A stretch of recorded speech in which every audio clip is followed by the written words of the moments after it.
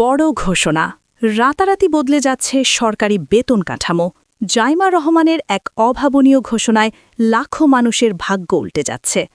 প্রিয় সরকারি চাকুরিজীবী ভাই ও বোনেরা, আজকে সকালের আপডেট নিউজে আপনাদের স্বাগতম।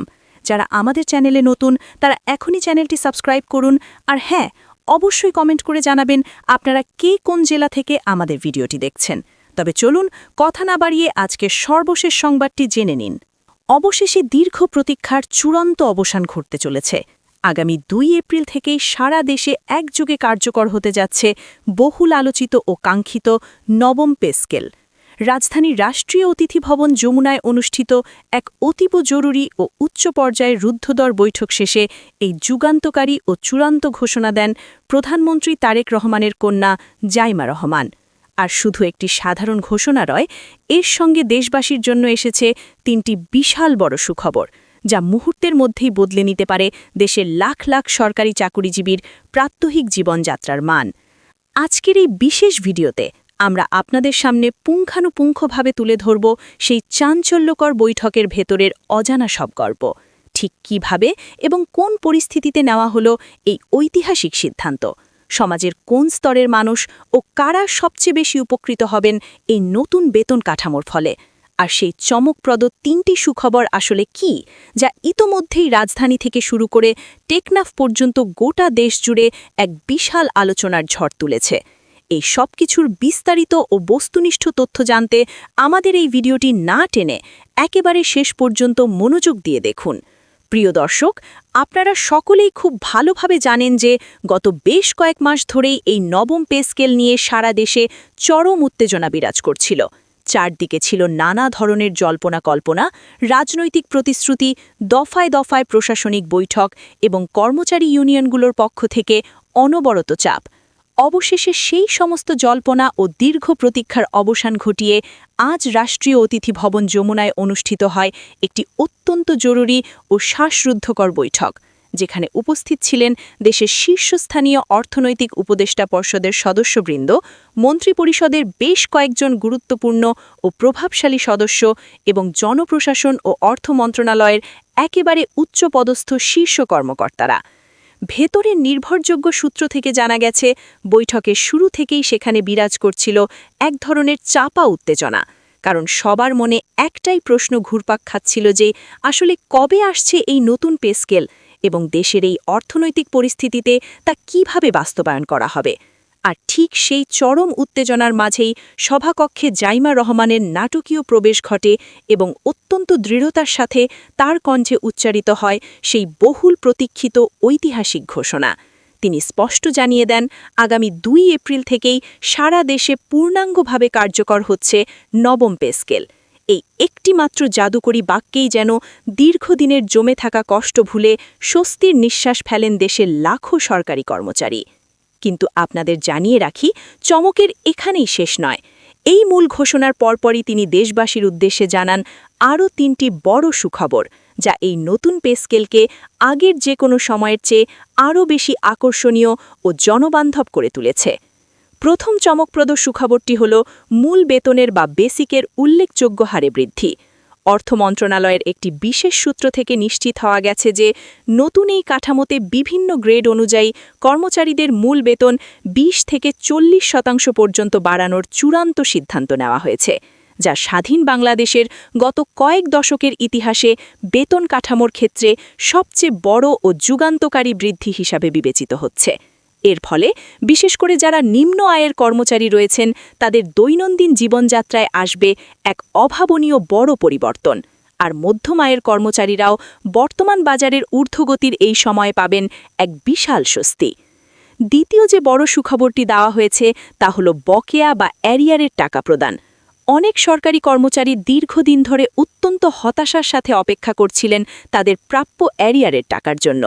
আজকের এই গুরুত্বপূর্ণ বৈঠকে সর্বসম্মতিক্রমে সিদ্ধান্ত হয়েছে যে নতুন পে স্কেল কার্যকরের সঙ্গে সঙ্গেই পূর্ববর্তী সময়ের বকেয়া অ্যারিয়ারের টাকাগুলো ধাপে ধাপে দ্রুত পরিশোধ করা হবে। এতে করে আসন্ন পবিত্র ঈদের আগেই অনেক কর্মচারীর হাতে অতিরিক্ত অর্থ পৌঁছে যেতে পারে, যা তাদের পরিবারে এনে দেবে এক বাঁধ ভাঙা আনন্দের ছোঁয়া এবং দূর করবে দীর্ঘদিনের আর্থিক টানাটানি।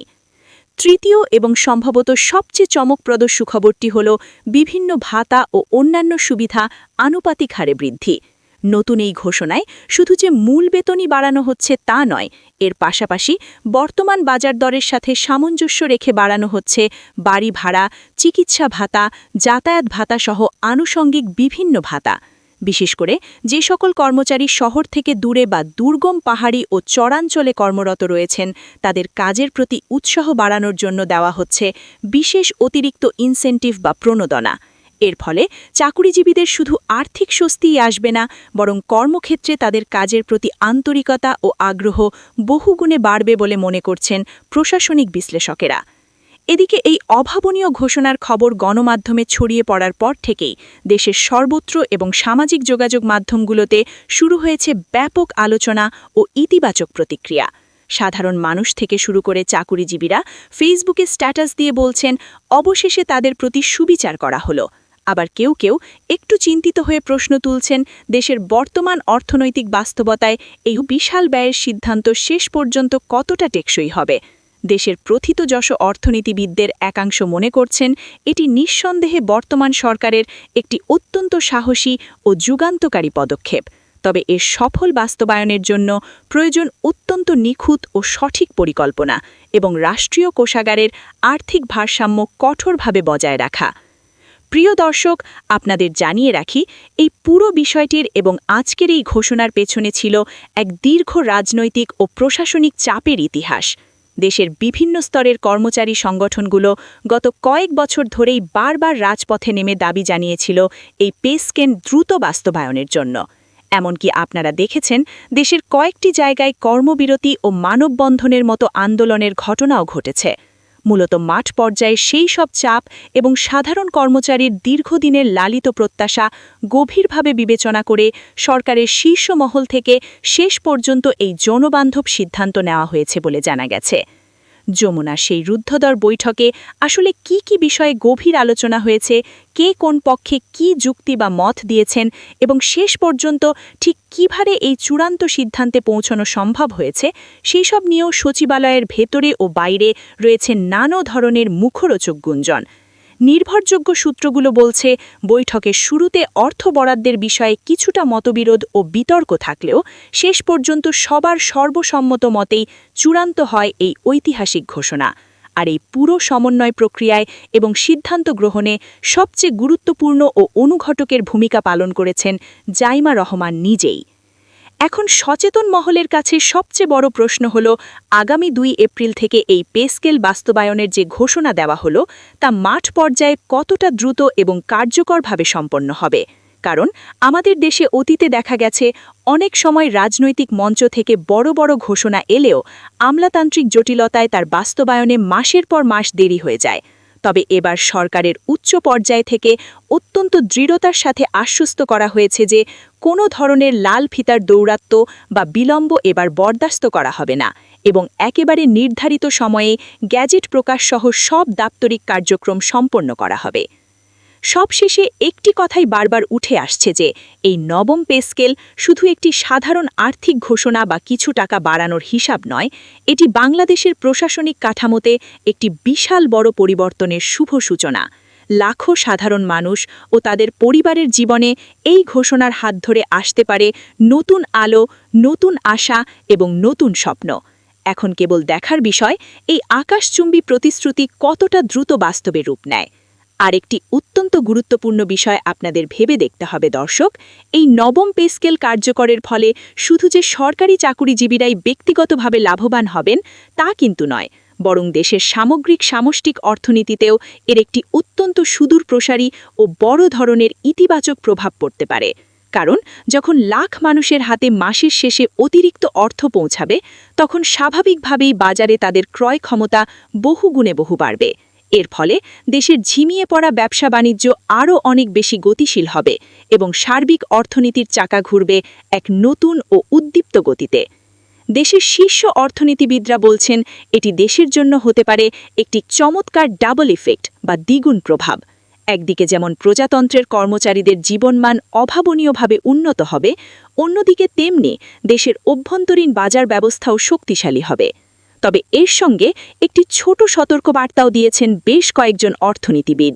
তারা বলেছেন, বাজারে অর্থের যোগান বেড়ে গেলে যদি সঠিকভাবে বাজার নিয়ন্ত্রণ না করা হয় তাহলে সাধারণ মানুষের ওপর মূল্যস্ফীতির চাপও কিছুটা বাড়তে পারে, যা হিতে বিপরীত হতে পারে। ভিডিওটি খুবই জরুরি, তাই দয়া করে সবার সাথে ভিডিওটি শেয়ার করতে ভুলবেন না। আর নতুন ভিডিও আপডেট পেতে এখনই চ্যানেলটি সাবস্ক্রাইব করুন।